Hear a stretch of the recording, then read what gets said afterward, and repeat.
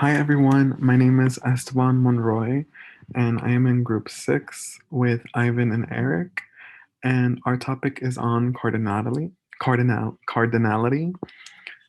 So for starters, I'm just going to introduce the topic, and then I'm going to go into the subtopics for it. But in order to understand the purpose of cardinality, we must understand exactly what it is and what it does.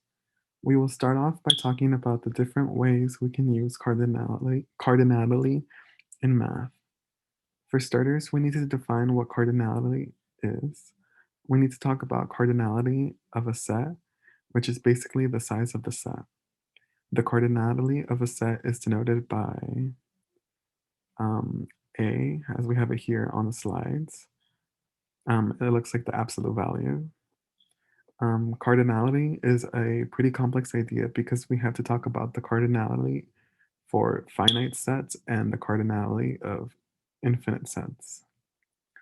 So for starters, we're going to start by talking about the cardinality on the finite sets. So for the finite sets, when we're looking at the finite sets, we have to consider a set A. If A has only a finite number of elements, it is easier to find the cardinality because we only have to consider the numbers in the set. So the cardinality is simply the number of elements in A.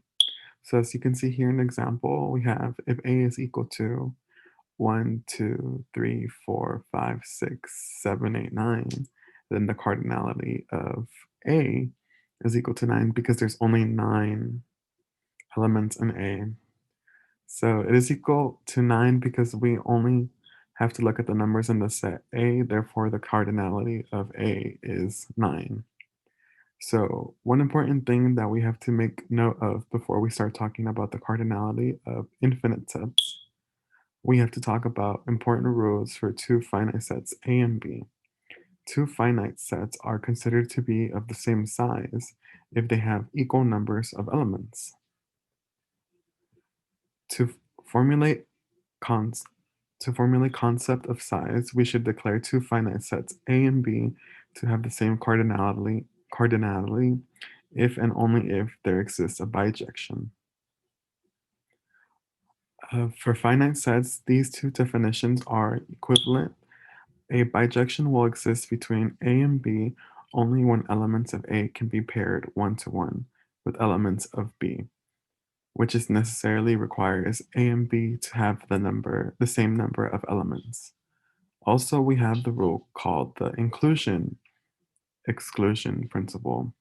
What this principle says is that for two finite sets A and B, we have the cardinality of A and B is equal to the cardinality of A plus the cardinality of B times the cardinality of A times B.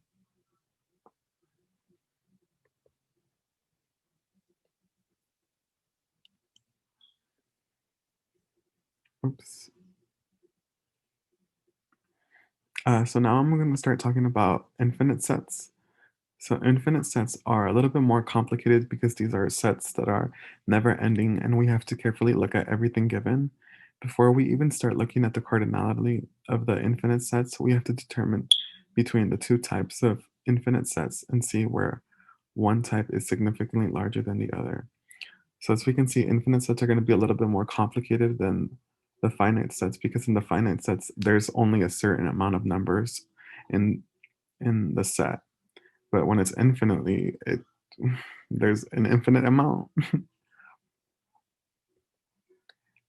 So we're going to be continue talking about infinite sets. So since one will be larger than the other, both types have different names. One type is called countable, and the other one is called uncountable. Some sets that are usually considered countable are N and Z, but some larger sets, such as R, are called uncountable. The difference between the two types is that you can list the elements of a countable set, such as A is equal to A1, A2, and so on, all the way to AN. Hi, my name is Eric, and I'm from Group 6, and am with Ivan and Esteban. I'm going to be picking up where Esteban left off, where he was talking about countable and unaccountable sets.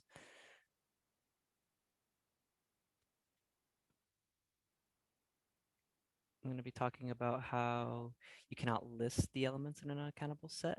For example, in this set right here, we know that n equals 1, 2, 3, 4, 5, 6, 7, etc. And then same goes for z. We can write z as z equals 0, 1, -1, 2, -2, 3, -3, 4, -4, 5, -5, and so on. Since we are able to list the elements of accountably finite sets, means that we can set it up and be put into a one-to-one correspondence with natural numbers n. But on the other hand, we cannot do this with the elements in R, so it is unaccountable set. The exact definitions are given below, right here. Set A is countable if the following is true.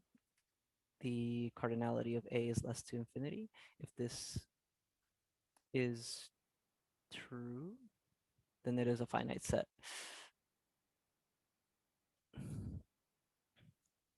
It can be put into one correspondence with natural numbers n, in which case the set is said to be countably infinite. A set is called unaccountable if it is not countable. Ways to determine whether a set is countable or not will be listed right here. Here are the different ways to tell. N, Z, and Q, and any of their subsets are countable. Any sets containing an interval on the real line, such as these four following intervals right here, where A and B is unaccountable.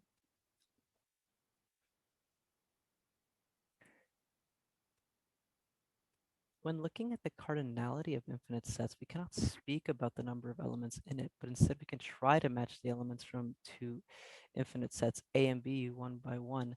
This is only possible if there's a bijective function where A goes into B. We can say that A and B are of the same cardinality and make this known by writing the cardinality of A equals the cardinality of B. When looking at the two sets, whether they can be infinite or finite, sets A and B are not the same of the cardinality. We can try to compare which one of the two sets has at least as many elements as the other. There are two ways of checking that. One way that we compare up every element of the set A with one Adonally and Donly, one element B of the set B, so that no two elements of B are paired with the same element of A. This means that there is an injective function which is noted as f is defined. A goes into B. Then B must have at least as many elements as A.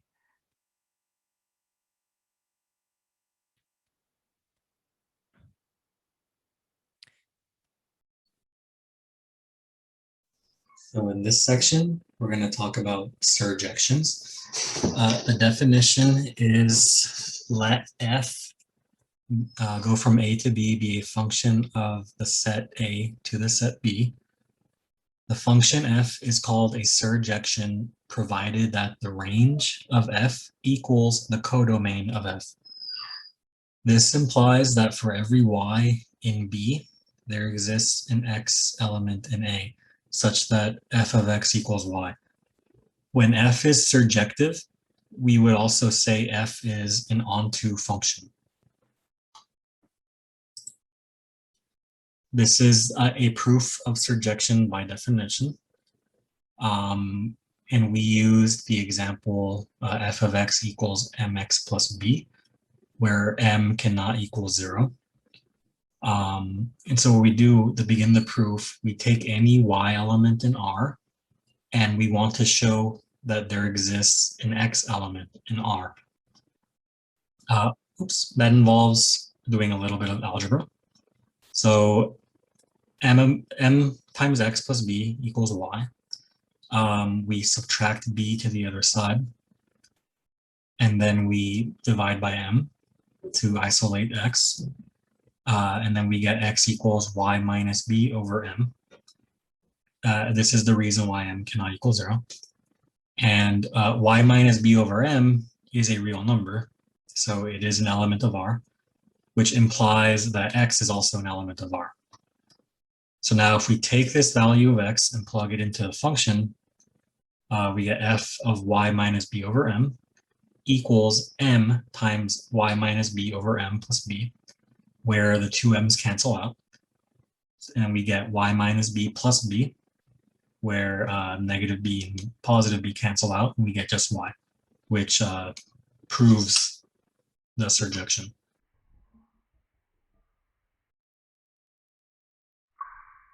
And then we also need to discuss injection.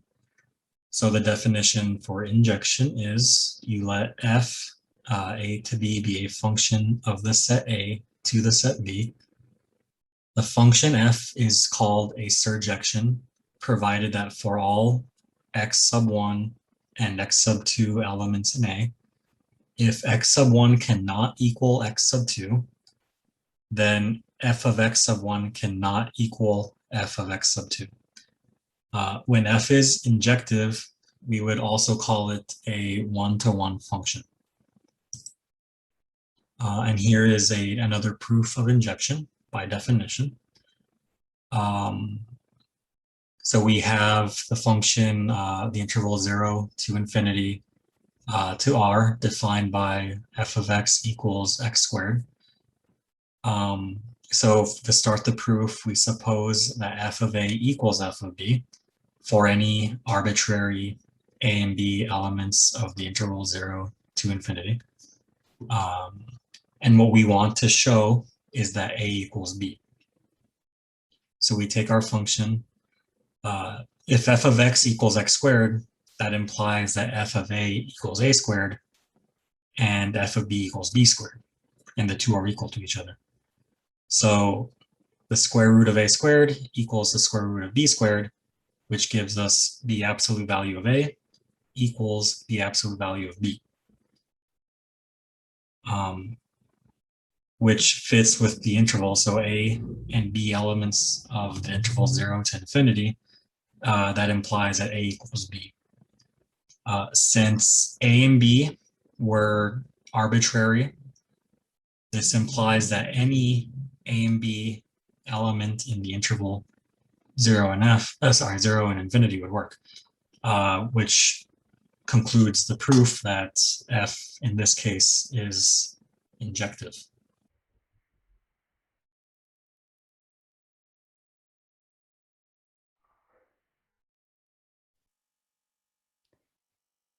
And now we're going to talk about equal cardinality, something else that we can, which is something else we can look at when we are looking cardinality. What this means is that there are two sets A and B that have the same number of elements, which is written as the cardinality of A equals the cardinality of B. We are able to do this very well and easily when it comes to finite sets because they are not unlimited. And as long as the set is not too large, we can determine whether they are equal. An easy way to determine whether two sets A and B have the same cardinality is if there exists a bijective function. F is going to be, if no such bijective F exists, then the sets have unequal cardinalities, which is written as the cardinality of A times the cardinality of B